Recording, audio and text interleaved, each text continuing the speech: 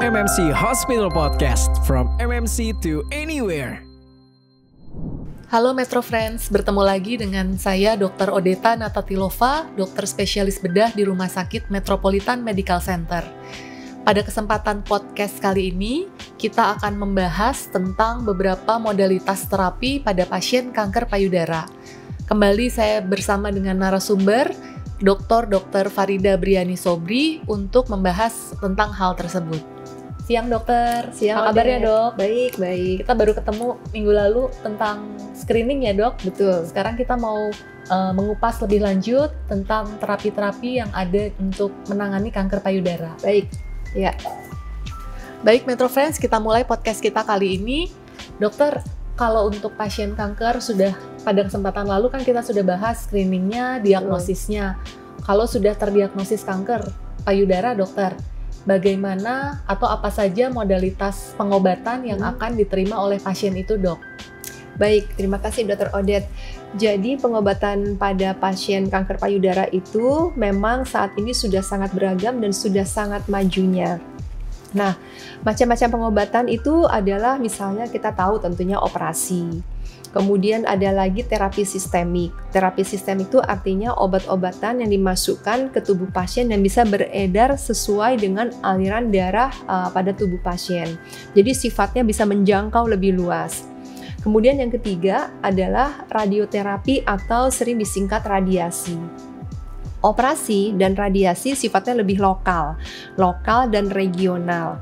Sementara terapi sistemik itu yang bisa menjangkau seluruh tubuh, bisa terdiri atas kemoterapi, terapi hormonal, terapi target, lalu kemudian imunoterapi, dan semua pemilihan terapi ini akan dilakukan oleh seorang dokter ketika sudah memiliki data lengkap mengenai penyakit pasien, disesuaikan juga dengan panduan klinis yang terkini, dan tentunya yang paling baik adalah juga melibatkan pasien supaya memahami alasan dari pengobatan yang diterimanya.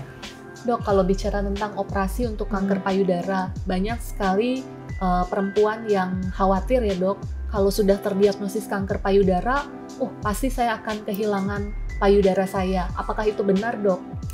Ya, memang sering ya terdengar hal-hal seperti itu. Bahkan ada dulu ya beberapa tahun yang lalu saya kenal dengan sekelompok pasien-pasien atau penyintas kanker payudara yang mengenalkan dirinya ke saya dengan mengatakan, "Dok, kami kan WTS," gitu.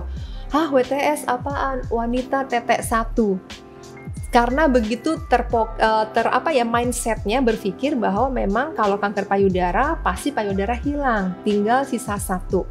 Nah, Metro Friends yang tentunya di sini sangat senang ya belajar, hal itu harus diketahui tidak lagi berlaku saat ini.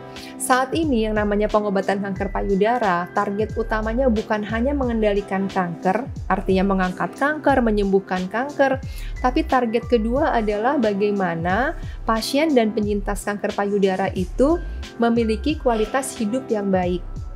Termasuk kalau dalam upaya mendapatkan kualitas hidup yang baik itu, lalu seorang perempuan merasa dia tidak nyaman kalau kehilangan salah satu payudara, maka dia berhak untuk mengupayakan, dan dokter yang mengobati pun harus mengupayakan supaya perempuan tersebut tetap memiliki kedua payudaranya. Nah, mari kita bicara apa saja sih tipe operasi untuk kanker payudara. Kita bisa bagi dua garis besar. Yang pertama, memang yang paling klasik adalah mastektomi, yaitu mengangkat seluruh payudara. Yang kedua, yang disebut sebagai breast conserving surgery atau disingkat menjadi BCS. BCS ini pada intinya adalah mempertahankan bagian lain payudara, di mana yang diangkat hanyalah bagian payudara yang mengandung kanker. Nah, baik BCS maupun mastektomi sebenarnya bisa ditemani dengan teknik operasi yang satu lagi. Apakah itu? Yaitu rekonstruksi payudara atau tindakan onkoplasti. Tindakan onkoplasti dan rekonstruksi ini dilakukan untuk melengkapi baik mastektomi maupun BCS sehingga pasien bisa tetap memiliki payudara.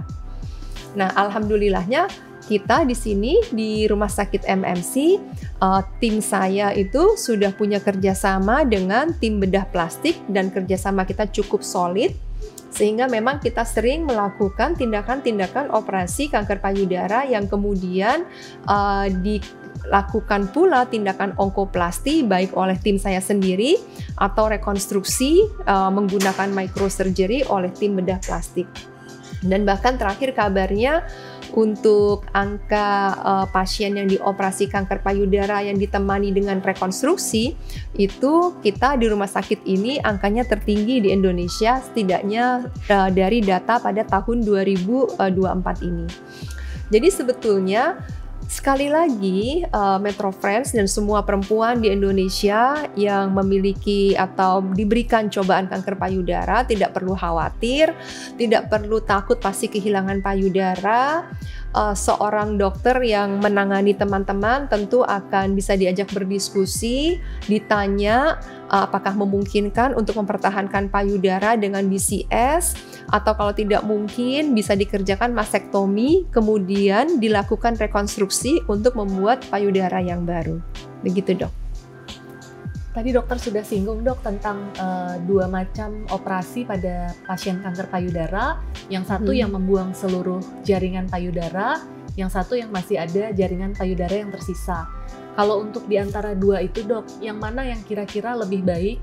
Kemudian kalau misalnya kita ada pasien yang memilih breast conserving surgery dengan masih menyisakan jaringan payudara, apakah itu nanti akan beresiko untuk kekambuhan di kemudian hari, Dok? Ya, baik. Pertanyaannya bagus sekali. Jadi, baik melakukan mastektomi maupun BCS, maka selama semuanya dikerjakan mengikuti kaidah onkologi yang baik dan benar, kedua-duanya terbukti dalam penelitian skala besar di dunia, kedua-duanya sama-sama aman.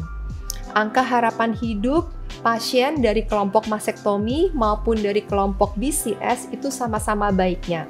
Dengan catatan, sejak awal pengobatan dilakukan dengan baik dan benar. Maksudnya baik dan benar apa? Pertama, dari pemilihan tipe operasinya. Apakah memang BCS aman dilakukan pada pasien ini atau sebaiknya mastektomi. Lalu yang kedua, berhubungan dengan stadium kanker pasien tentunya. Kemudian yang ketiga, penggunaan obat-obat tambahan, apakah sesuai. Kemudian yang keempat, apakah operasinya baik itu mastektomi maupun BCS atau breast conserving surgery tadi menghasilkan tepi-tepi sayatan, artinya area yang ditinggalkan di tubuh pasien itu memang bebas tumor.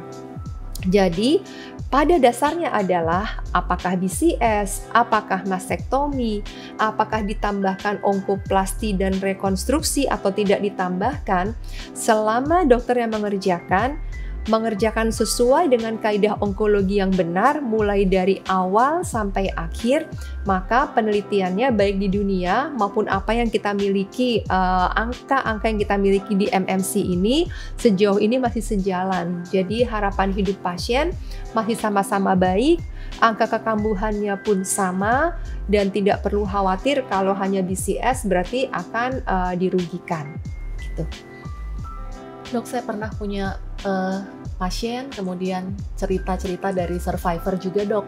Kalau pasien setelah menjalani operasi kanker payudara, itu pasti lengan sisi yang sakit itu akan mengalami pembengkakan. Itu apakah benar, Dok? Oh ya, jadi itu yang disebut dengan limfedema atau bengkak lengan. Jadi bengkak lengan itu biasanya terjadi pada sisi yang sama dengan yang dioperasi. Kenapa demikian? Karena memang pada pembedahan kanker payudara yang benar, kita harus melihat apakah sudah terjadi penyebaran regional. Kemana?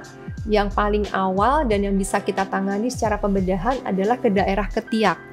Di sini ada kelenjar getah bening ketiak. Dan ada kelenjar getah bening yang pertama-tama mendapat aliran dari payudara, namanya kelenjar getah bening sentinel atau sentinel lymph node. Ketika seorang perempuan dibersihkan kelenjar getah bening ketiaknya, istilah kedokterannya dikerjakan diseksi aksila, memang lengan ini menjadi lengan yang beresiko mengalami bengkak lengan sekitar 20%. Sepanjang apa berlakunya? Sayangnya seumur hidup. Karena itu, pasien yang dikerjakan diseksi aksila maka harus memperlakukan lengannya ini dengan cukup baik. Bukannya berarti tidak boleh digerakkan, tidak boleh dipakai, tetap, tapi ada aturan-aturan tertentu. Nah, pertanyaannya memang apakah semua kanker payudara pasti harus menjalani diseksi aksila? Jawabannya tidak. Di sini lagi-lagi letak keuntungan kalau seorang pasien mengerjakan deteksi dini. Jadi, ketika pasien datang dan terdiagnosis kanker payudara, namun masih pada stadium yang awal, kankernya di payudara tidak lebih dari 5 cm ukurannya, kelenjar getah beningnya dari perabaan dokter atau dilihat dengan USG sepertinya belum ada yang terkena penyebaran, maka tidak serta-merta dikerjakan diseksi aksila. Standar di dunia untuk saat ini, dan penelitiannya sudah sangat kuat sejak tahun 2000, adalah dikerjakan sentinel lymph node biopsy. Kita singkat berikutnya SLNB ya. Jadi sentinel lymph node, sekali lagi saya ulang, adalah kelenjar getah bening ketiak yang pertama mendapat aliran dari payudara. Maka kita akan mengerjakan mencari sentinel lymph node ini. Di sini kami biasanya menggunakan blue dye, jadi pewarna biru yang disuntikkan di pinggir areola pasien. Kemudian sentinel lymph node ini akan mendapatkan warna biru itu. Sentinel yang berwarna biru inilah yang kami kerjakan potong beku. Jadi pasien masih dalam kondisi dibius di meja operasi. Sentinel lymph node kami kirim ke laboratorium patologi anatomi atau PA. Dokter PA sudah siap sedia akan memeriksa apakah sentinel lymph node ini mengandung penyebaran kanker atau tidak. Kalau memang ternyata tidak mendapatkan penyebaran kanker, maka tidak perlu dikerjakan diseksi aksila. Jika demikian, maka resiko limfedema atau bengkak lengan yang tadinya 20% turun jauh sekali, tinggal 1-2%. Sehingga otomatis kualitas hidup pasien akan lebih baik. Namun, kalau memang ternyata sentinel lymph node sudah mendapatkan penyebaran kanker lebih dari 2, artinya 3 ke atas, maka kami mau tidak mau harus mengerjakan diseksi aksila untuk mencegah kekambuhan, dan kemudian pasien akan dibantu penanganan mencegah limfedemanya oleh dokter rehabilitasi medik, dan tentu kita akan mengawasi secara berkala. Jadi kembali lagi, kalau ingin mendapatkan pengobatan dengan efek samping yang jauh lebih ringan, lagi-lagi memeriksakan diri sejak awal jika ada kelainan atau bahkan screening rutin. Sehingga kalau ada kelainan bahkan belum terasa apapun sudah terdeteksi, itu akan jauh lebih baik penanganannya. Dokter, tadi kan dokter sebut salah satu modalitas pengobatan kanker payudara itu ada radiasi atau radioterapi. Betul. Apakah semua pasien kanker payudara harus menjalani radiasi, dok? Ya, bagus pertanyaannya. Jadi, radioterapi itu tidak pada semua pasien kanker payudara. Tadi kita bahas tipe operasi ada 2, ada mastektomi dan ada breast conserving surgery atau BCS. Kita masuk ke yang mastektomi dulu. Mastektomi itu kan definisinya membuang seluruh isi payudara. Kenapa saya bilang isi?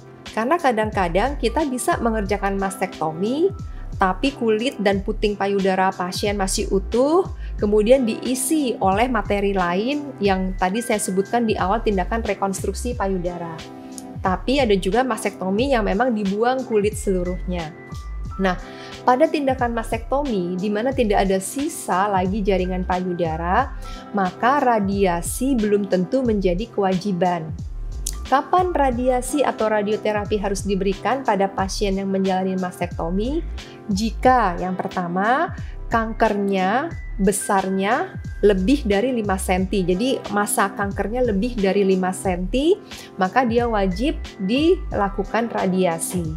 Atau yang kedua, jika ternyata kelenjar getah bening pada ketiaknya ada yang mendapat penyebaran kanker, maka juga harus menjalani radiasi.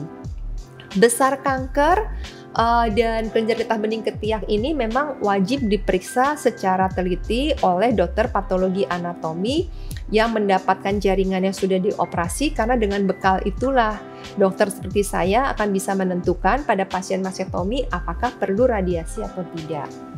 Sedangkan pada tipe operasi yang lain, yaitu BCS, Breast Conserving Surgery, maka radiasi hukumnya wajib karena terapi utuhnya atau lengkapnya bernama BCT, kepanjangannya Breast Conserving Therapy.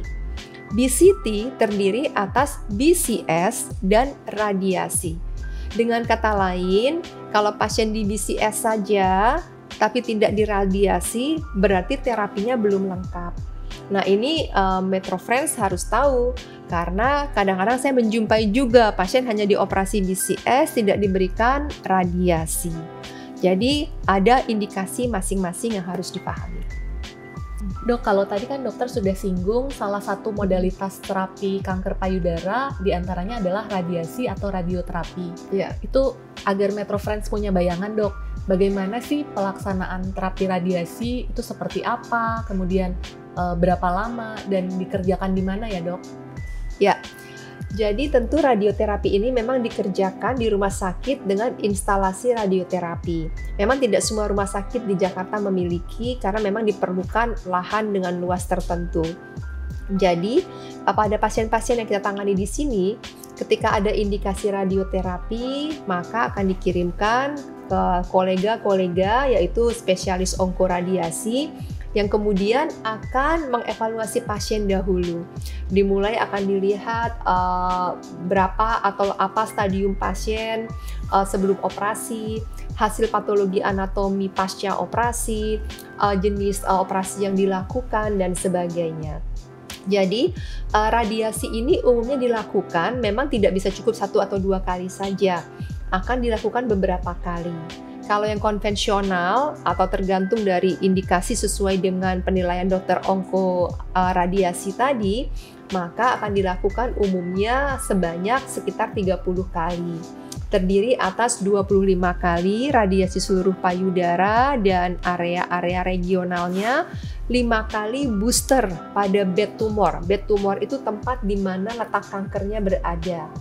Jadi booster itu ditambah dosis tambahan. Namun sekarang juga sudah dikenal bisa diberikan dengan jumlah lebih sedikit, namanya dengan cara hipofraksinasi, yaitu hanya 15 kali seluruh payudara dan regional ditambah 6 kali pada booster, jadi total hanya 21 kali. Nah, itu tentu tergantung penilaian dari dokter radioterapi atau dokter spesialis onkoradiasi tadi. Dan informasi yang lengkap yang kita berikan kepada beliau-beliau ini, dokter onkoradiasi ini akan sangat membantu untuk merencanakan radiasi yang tepat bagi pasien. Sedangkan untuk efek samping, karena sekali lagi saya ingatkan, operasi radiasi itu sifatnya hanyalah lokal regional, umumnya efek sampingnya tidak berat. Bahkan bisa dibilang ada banyak pasien yang merasa tidak ada efek samping kecuali memang ada perubahan warna kulit dan kadang-kadang ada maserasi atau lecet-lecet di kulit yang bisa ditangani dengan obat-obatan biasa. Memang ada sedikit pasien yang merasa sedikit mual atau apa, tapi umumnya tidak terlalu mengganggu, jadi tidak perlu dikhawatirkan juga. Dokter, yang tadi dokter sebut ada terapi sistemik pada kanker payudara. Iya, sebetulnya betul. Apa yang dimaksud dengan terapi sistemik ya, Dok? Ya. Jadi terapi sistemik itu adalah terapi yang masuk ke dalam tubuh baik melalui injeksi, infus maupun diminum ya, oral, yang pada prinsipnya zat obat-obat itu akan beredar ke seluruh tubuh mengikuti aliran darah kita. Nah, terapi sistemik ini pada dasarnya secara simpel bisa dikatakan akan selalu dibutuhkan pada kanker payudara yang sifatnya invasif atau yang sudah punya potensi untuk menyebar. Jadi harus diberikan sebagai terapi baik diberikan sebelum operasi maupun sesudah operasi, tentunya tergantung pada stadium kanker dan sifat biologi kanker. Apa saja macamnya? Macam-macam, jadi ada kemoterapi, ada terapi hormonal. Kalau kemoterapi ini memang secara umum bisa digunakan pada hampir semua kanker payudara. Terapi hormonal pada terapi kanker payudara yang sifat reseptor hormonnya positif. Kemudian ada terapi target anti HER2 atau HER2, itu diberikan pada kanker payudara dengan sifat biologi HER2 positif. Ada juga imunoterapi yang bisa diberikan pada pasien-pasien dengan kanker, umumnya saat ini digunakan untuk yang sifat biologinya triple negatif atau TNBC, triple negative breast cancer. Seperti itu, Dr. Odette. Dok, ngomong-ngomong soal kemoterapi, di masyarakat awam itu buat mereka kemo itu sebegitu menakutkan karena efek sampingnya yang sangat tidak mengenakan buat mereka. Sebetulnya kemoterapi itu diberikannya bagaimana dan apakah memang efeknya begitu dramatis ya dok buat pasien ya dok? Ya, Dr. Odette. Jadi memang itu banyak ya rumor-rumor, dan kadang-kadang mungkin kita nggak bisa bilang rumor juga. Ada pasien yang bilang, saya ngeliat sendiri dok, dengan mata kepala sendiri, tetangga saya sakit di kemo, abis itu malah jelek kondisinya. Jadi mari kita sekarang bedakan. Ketika seorang pasien mendapat kemoterapi, kondisinya lalu menjadi buruk, pertanyaannya adalah, apakah ketika mendapat kemoterapi pasien tersebut masih ada pada stadium yang memang memungkinkan diobati atau memang sudah stadium lanjut yang artinya diobati atau tidak diobati memang pasti kondisinya akan memburuk. Karena memang kanker kalau sudah stadium lanjut ya kita juga tidak bisa terlalu banyak berharap keajaiban. Itulah pentingnya kan dari awal, dari kita podcast yang lalu-lalu kita bilang deteksi dini, mencegah keterlambatan. Lalu yang kedua adalah bagaimana kemoterapi tersebut diberikan. Apakah memang memperhatikan efek-efek samping yang mungkin ditimbulkan sehingga diberikan terapi-terapi suportif lainnya. Nah mungkin, tapi Metro Friends paham dulu bagaimana sih cara kerja kemoterapi. Kemoterapi itu pada intinya adalah obat yang akan menyasar sel-sel yang bertumbuhnya cepat. Sel kanker yang memang tumbuhnya sangat cepat, berkembang biak cepat, pada umumnya akan terkena oleh kemoterapi, akan mati, karena sifat kemoterapi itu mematikan sel yang membunuh dengan cepat. Hanya memang problemnya, di tubuh kita ini juga ada sel-sel normal yang membelah dengan cepat. Karena itu ada pasien yang mengeluh misalnya rambutnya rontok, lalu ada keluhan mual, kadang disertai muntah, disertai diare, dan sebagainya. Nah, itu memang bisa terjadi efek sampingnya, tapi yang penting Metro Friends tahu adalah sifat efek samping ini sangat berbeda dari individu dengan individu lain. Ada yang memang merasakan efek sampingnya lumayan berat, ada yang merasakan ya hanya beberapa hari aja dok, tapi saya masih bisa tetap berfungsi dengan baik untuk bekerja atau jadi mengurus keluarga. Ada yang bahkan tidak merasakan efek samping yang berarti, bahkan banyak juga pasien kita datang, dok kok saya tambah gemuk, tambah enak makan. Jadi sebenarnya kemoterapi itu satu, efek sampingnya sangat individualistik. Kedua, efek sampingnya bisa sangat dikurangi dengan pemberian terapi-terapi suportif lainnya. Artinya kita bisa berikan terapi-terapi penunjang untuk mengurangi efek samping kemoterapi. Kemudian yang ketiga, tentu pasien harus menginformasikan kepada dokter setelah kemoterapi yang pertama, masalah apa yang dirasakan paling mengganggu sehingga di pemberian obat berikutnya kita bisa tanggulangi. Pada intinya, kemoterapi tidak perlu ditakuti. Yang harus ditakuti adalah kankernya, karena bisa membunuh adalah kankernya, sementara efek samping kemoterapi bisa dikurangi dengan pemberian obat-obatan penunjang. Gitu dok. Kalau terapi sistemiknya itu kan banyak ya dok jenis-jenisnya. Nah, kalau untuk seorang dokter bisa menentukan pasien ini akan menjadi kandidat mendapatkan terapi yang mana, itu apakah ada kriterianya dok? Oh iya, tentu. Dan memang pada akhirnya pemilihan terapi sistemik itu ada di tangan dokter. Tapi saya sangat menyarankan baik untuk Metro Friends maupun semua perempuan Indonesia yang melihat podcast ini, jadilah pasien yang cerdas. Kenapa saya bilang begitu? Karena sebetulnya pemilihan terapi sistemik ini tidak bisa dilakukan asal. Ketika seorang dokter memberikan terapi sistemik, maka dokter tersebut harus melihat dahulu pertama, apa atau di mana stadium kanker pasien tersebut. Kemudian yang kedua nih, yang sangat penting sekali, yaitu sifat biologi dari kanker payudara yang dimiliki pasien bersangkutan. Dari mana kita lihat sifat biologinya? Dari pemeriksaan yang namanya imunohistokimia atau disingkat menjadi IHK. Di dalam pemeriksaan IHK itu ada poin-poin yang harus diperiksa seperti estrogen reseptor disingkat ER, progesteron reseptor disingkat PR. Lalu HER2 itu ada singkatannya Human Epidermal Growth Factor Receptor. Dia positif atau tidak.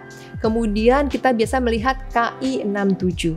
Nah, minimal 4 itu, kadang-kadang ada tambahan lainnya, tapi minimal 4 ini kita di rumah sakit ini selalu memeriksa untuk menentukan pasien ini paling tepat diberikan terapi sistemik yang mana.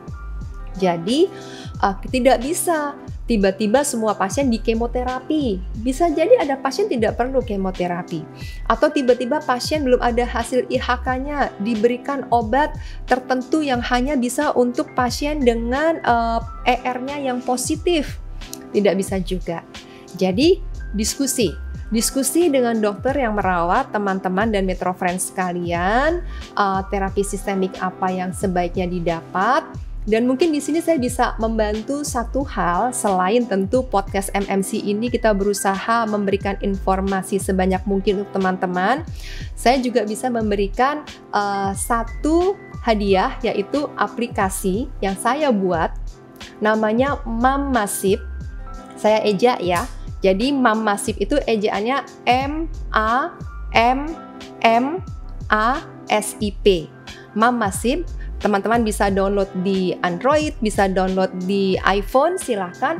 Di situ kita berusaha memberikan informasi selengkap mungkin, termasuk tadi tentang sifat biologi, pengobatan, yang bisa menjadi bahan bacaan dan belajar teman-teman, sehingga ketika berdiskusi dengan dokter yang merawat, tentu diharapkan pengobatan yang didapat akan lebih baik lagi buat teman-teman semua.